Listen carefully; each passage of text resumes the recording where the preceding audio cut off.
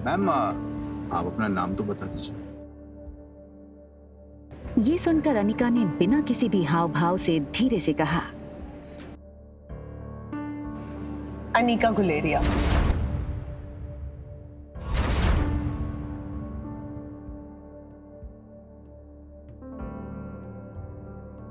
मनाली के छोटे से एयरपोर्ट के बाहर की चहल पहल के बीच कुणाल ने अनिका से पूछा।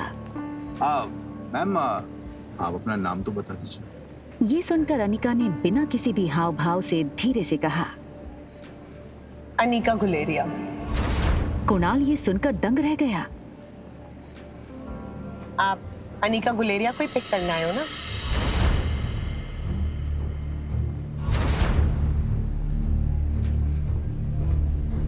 अरे वो उस मोटी को तो मैं टैक्सी में भेज दूंगा। एक काम करिए, आप दोनों मेरे साथ मेरी कार में चलिए, मैं ड्रॉप कर दूंगा आपको।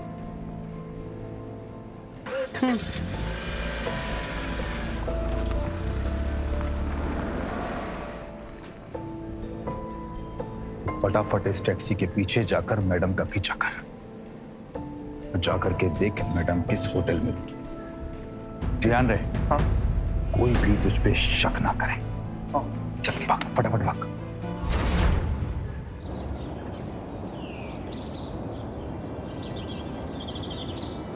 अगले 1 घंटे में अनिका की टैक्सी मनाली की सबसे बड़ी 5 स्टार होटल पैराडाइज इंटरनेशनल में दाखिल हुई। रुकिए। लेकिन उसका पीछा कर रहे राजू को होटल के मेन गेट पर ही रोक दिया। होटल का प्रीमियम इंटीरियर्स और फर्नीचर्स, आकर्षित एम्बियंस और वेलकमिंग स्टाफ को देखकर समझ आ रहा था कि क्यों देश विदेश से आए टूरिस्ट्स मनाली के इस शानदार होटल में रहना पसंद करते थे।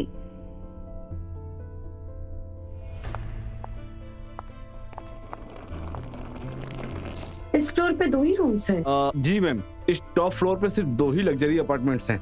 एक आपका और दूसरा हमारे होटल के मालिक रोहित मारवा सर का है। प्रेसिडेंशियल स्वीट एक काफी लग्जूरियस अपार्टमेंट था। ये प्रेसिडेंशियल स्वीट हर कोई अफोर्ड नहीं कर सकता था, मगर world famous neurosurgeon doctor Amrita उर्फ अनिका को इससे क्या फर्क पड़ने वाला था। तुम चेंज करो, मैं आ रही हूँ।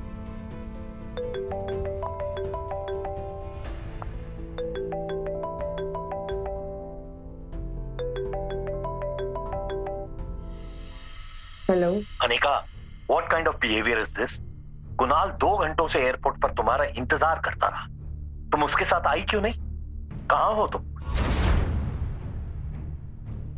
आ रही हूँ मैं। अनिका और उसके पिता गौतम के रिश्तों में दरार की वजह गौतम खुद था। 6 साल पहले गौतम ने अनिका से मुंह फेर लिया था और उसकी बेटी रिया को अपनाने से मना कर दिया था। इन 6 सालों में गौतम ने कभी भी अनिका को याद नहीं किया और आज उससे डिवोर्स पेपर साइन करने के लिए बार बार कॉल किए जा रहे हैं। लेकिन डिवोर्स पेपर के साथ साथ गौतम अनिका से कुछ और भी चाहता था। लेकिन क्या? तभी अनिका के फोन पर उसकी असिस्टेंट राजलक्ष्मी का फोन आया। हेलो मैडम, आशा करती हूँ आपकी फ्लाइट सेफ और कंफर्टेबल रही होगी और आपकी नींद भी पूरी हुई होगी। अब ये बताओ, एक्टिंग करने के लिए फोन किया या कोई नई बात बताने के लिए? अरे फिर से वो बिजनेस टाइकून रोहित मारवा का मेल आया था। वो अपनी दादी माँ का इलाज देश की सबसे बड़े न्यूरोसर्जन डॉक्टर अमृता यानी आपसे करवाना चाहता है। इस वक्त वो मनाली में ही है, आप भी मनाली में हैं, तो मैंने सोचा क्या मैं अपॉइंटमेंट फिक्स कर दूं? नहीं नहीं, बिल्कुल नहीं। ये बड़े लोग अपने बड़े बुजुर्गों की चिंता का सिर्फ ढोंग करते हैं। इनका असली मकसद ना कुछ और ही होता है। बड़े बुजुर्गों की प्रॉपर्टी, उनका बिजनेस और पता नहीं क्या क्या। हमें इनसे दूर ही रहना चाहिए। Okay, as you wish. वैसे एक बात बता दूं, मैंने सुना है कि रोहित मारवा की पर्सनालिटी काफी डैशिंग है। टॉल, डार्क, हैंडसम और इतनी कम उम्र में इतना बड़ा बिजनेस टाइकून। और अगर लाइफ में थोड़ा रोमांस आ ही जाता है तो इसमें क्या नुकसान है? रोहित का फोटो भेजो। अगर ऐसा ही है तो एक काम करो, तुम ही उसे डॉक्टर अमृता बनकर मिल लो। कि डॉक्टर अमृता के चेहरे को यहाँ कोई नहीं जानता। यहाँ मैं सिर्फ अनिका गुलेरिया हूँ। ठीक है, रोहित की फोटो भेजूंगी, एक बार देख लेना। अनिका हंसते हुए फोन काट देती है, लेकिन इसके पहले कि अनिका लिफ्ट के अंदर जा पाती, तभी अनिका को लगा जैसे मानो उसके पीछे कोई खड़ा हो। अनिका ने जैसे ही पीछे मुड़कर देखा तो वो हैरान हो गई। पीछे रिया खड़ी थी। उसका चेहरा कुछ उखड़ा हुआ था और वो बस अनिका को एकटक देखे जा रही थी।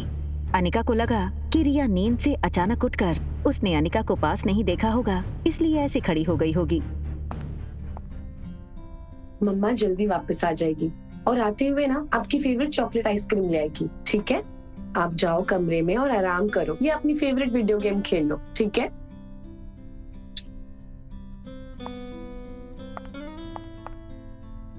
सीधा कमरे में ही जाना, okay? Mamma loves you and she miss you a lot. बाहर जाने की जल्दी में अनिका एक बात भूल रही थी कि उसने अपने कमरे का दरवाजा बाहर से बंद किया था। फिर भी रिया रूम से बाहर कैसे आ गई थी? तभी एक टॉल और हैंडसम आदमी होटल के टॉप फ्लोर के कॉरिडोर में तेजी से चलता हुआ आता है।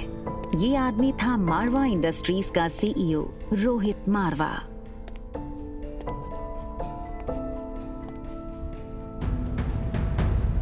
तुमसे कितनी बार कहा है कि बिना बताए रूम से बाहर मत निकलना। मेरी बात सुनते क्यों नहीं आ रही? जिस लड़की को रिया समझकर कुछ ही पल पहले अनिका ने बात की थी, वो बच्चा रिया नहीं बल्कि आर्यन था।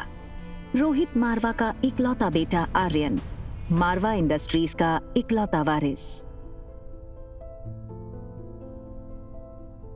और इन सब में सबसे मजेदार बात ये थी कि रोहित का बेटा आर्यन और अनिका की बेटी रिया दोनों की शक्लें एक दूसरे से हूबहू मिलती जुलती थीं और रिया अभी भी अनिका के कमरे में सो रही थी। तुम्हारा ध्यान कहाँ है आर्यन? मैं तुमसे बात कर रहा हूँ, चलो अंदर।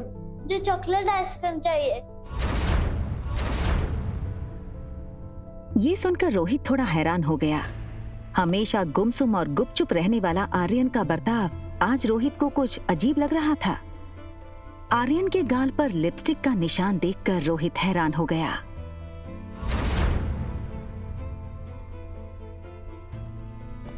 रोहित ने तुरंत सिक्योरिटी चीफ को फोन करके उसके रूम के बाहर का सीसीटीवी फुटेज तुरंत मंगवाया। फुटेज में रोहित ने जो देखा वो देखकर वो दंग हो गया। आर्यन एक ऐसा बच्चा था जो किसी अजनबी से तो दूर बल्कि रिश्तेदारों से भी ज्यादा बात नहीं करता था, ना ही उसके पापा के अलावा किसी के साथ मिक्स होता था। लेकिन सीसीटीवी में आर्यन ने एक बिल्कुल अजनबी औरत को अपने पास आने दिया, यहाँ तक कि उसे किस भी करने दिया। ये बात रोहित को बड़ी अजीब लगी। दूसरी तरफ अनिका गुलेरिया हाउस पहुंच गई थी। गुलेरिया हाउस उसका अपना घर। कामिनी यानी अनिका की सौतेली छोटी बहन, उसी के बर्थडे की पार्टी चल रही थी।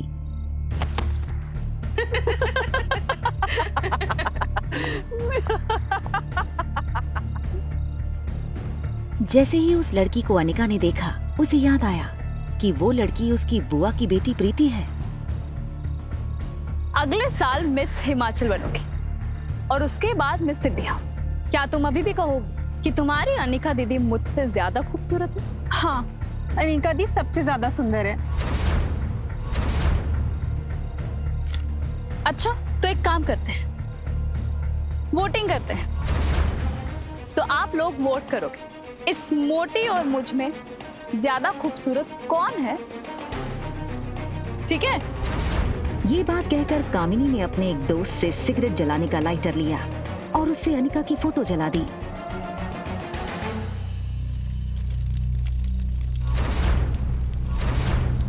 दूर खड़ी अनिका चुपचाप ये सब देख रही थी।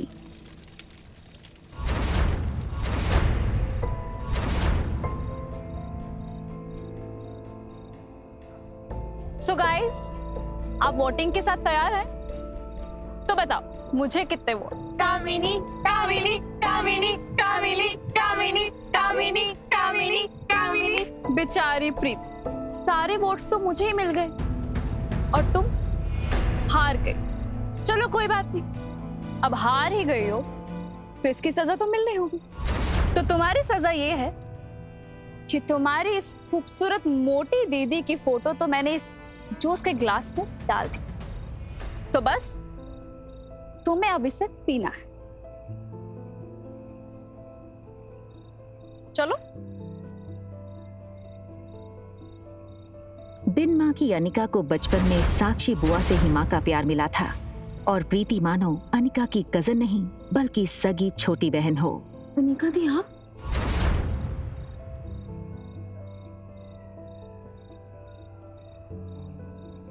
हार और जीत का फैसला खेल खत्म होने के बाद होता है, और खेल अभी खत्म नहीं हुआ है। अरे यार, ये अनिका इतनी खूबसूरत कैसे लग रही है? हाँ यार, किसी फिल्म की हीरोइन जैसे लगने लगी है। Oh my God, she looks so sexy. जीत किसकी हुई है ये तो पक्का हो गया है, तो अब जो सजा तय करी थी वो पूरी कर ली जाए। चलो पी लो। और तभी ग्लास टूटने की आवाज सुनकर गौतम और अनिका की सौतेली माँ मनीषा वहां आ गए। पापा, मम्मा देखो ना, ये अनिका मेरी बर्थडे पार्टी में आकर मेरी पार्टी खराब करना चाहती। पहले तो बस इसे इतना कहा कि तुमने अपना वजन कैसे घटाया, और ये कहने लगी कि मैं तुमसे काफी खूबसूरत हूँ, और तुम्हारी औकात ही क्या है मेरे सामने। सबके सामने मेरी इंसल्ट की। पापा बस करो अनिका, बहुत तमाशा हो गया। एक डिवोर्स पेपर पे साइन करने के लिए और कितना नाटक करोगी तुम? हमारे साथ अंदर आओ, तुमसे कुछ जरूरी बात करनी है।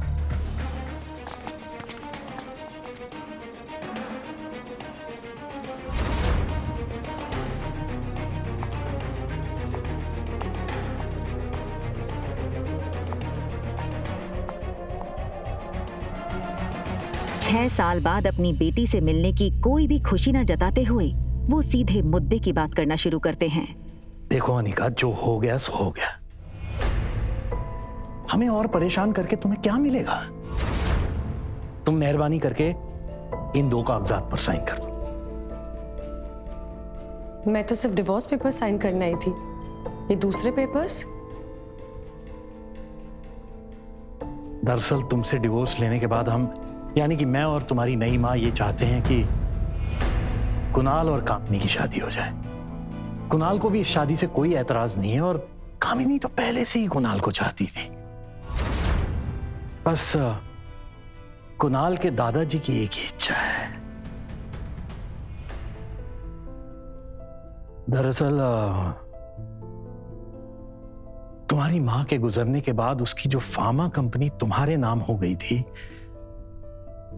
वो कंपनी तुम अपनी छोटी बहन कामिनी को शादी में तोहफे में दे दो। मैंने सारे कागजात तैयार करवा लिए हैं, बस तुम इन पे सिग्नेचर कर दो।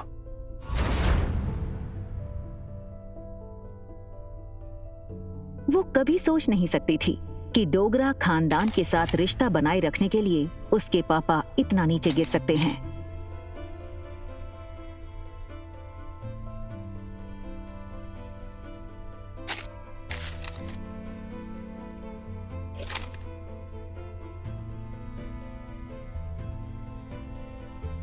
अपना कहलाने को इस दुनिया में इस कंपनी के अलावा मेरे पास कुछ नहीं है। माफ कर दीजिएगा, लेकिन ये कंपनी मैं आपको नहीं दे सकती। क्यों हमें बर्बाद करने पे तुली आने का? वैसे भी बिन ब्याही मां बनकर जो समाज में तुमने हमारी इज्जत उछाली है, वो कुछ कम है क्या, जो अब अपनी बहन की जिंदगी बर्बाद करना चाहती हो तुम?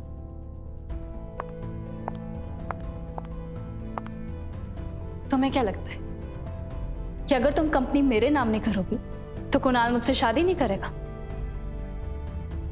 वह मैं तुम्हारा। कुणाल मुझसे शादी इसलिए करना चाहता है क्योंकि वो मुझे पसंद करता है, ना कि तुम्हारी उस फैक्ट्री के लिए, जैसे उसे तुम्हारे साथ करनी पड़ी। लेकिन तुम ये सब नहीं देख सकती हो क्योंकि तुम मुझसे बचपन से ही चलती हो। कौन किससे जलता है ना, इसका नमूना तुम बाहर देख चुकी हो।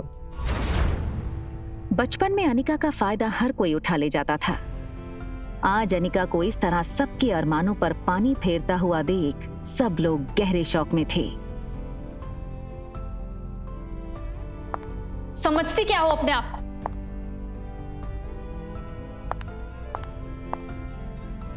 वजन घटाया है तो जुबान लड़ाना भी सीख गई हो क्या? चाहे कुछ भी कह लो, मैं कल भी तुमसे ज्यादा खूबसूरत थी और हमेशा तुमसे ज्यादा खूबसूरत रहूंगी। दिखने में भी आगे और पढ़ने में भी आगे। कुछ ही सालों में मैं डॉक्टर बन जाऊंगी। मुझ जैसी लड़की को छोड़कर कुणाल तुम्हारे पास कभी वापस आ ही नहीं सकता। ठीक है, फिर एक और शर्त लगा ले।